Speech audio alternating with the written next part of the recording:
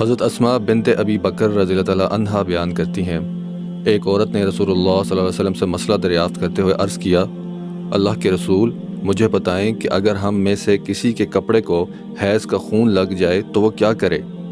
رسول اللہ صلی اللہ علیہ وسلم نے فرمایا، جب تم میں سے کسی کے کپڑے کو حیض کا خون لگ جائے تو وہ اسے ناخنوں سے کھرچ لے، پھر اسے پانی کے ساتھ دھوئے اور پھر اس کپڑے میں نماز پڑھے۔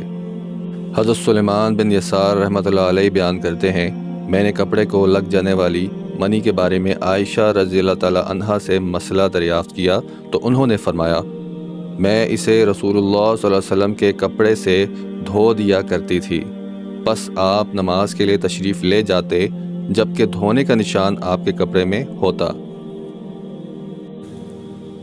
حضرت ام قیس بنت محسن رضی اللہ تعالیٰ عنہا سے روایت ہے کہ وہ اپنے چھوٹے شیر خوار بیٹے کو لے کر رسول اللہ صلی اللہ علیہ وسلم کی خدمت میں حاضر ہوئی تو رسول اللہ صلی اللہ علیہ وسلم نے اسے اپنی گود میں بٹھا لیا۔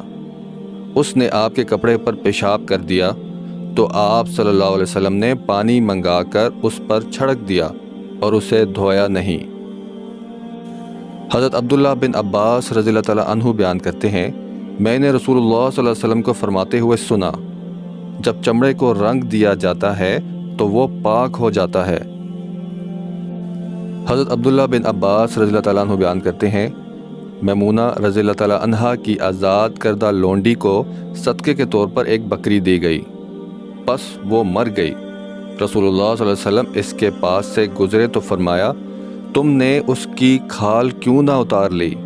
پس تم اسے رنگ دیتے اور اس سے فائدہ اٹھاتے۔ انہوں نے عرض کیا، یہ تو مردار ہے۔ آپ صلی اللہ علیہ وسلم نے فرمایا، صرف اس کا کھانا حرام قرار دیا گیا ہے۔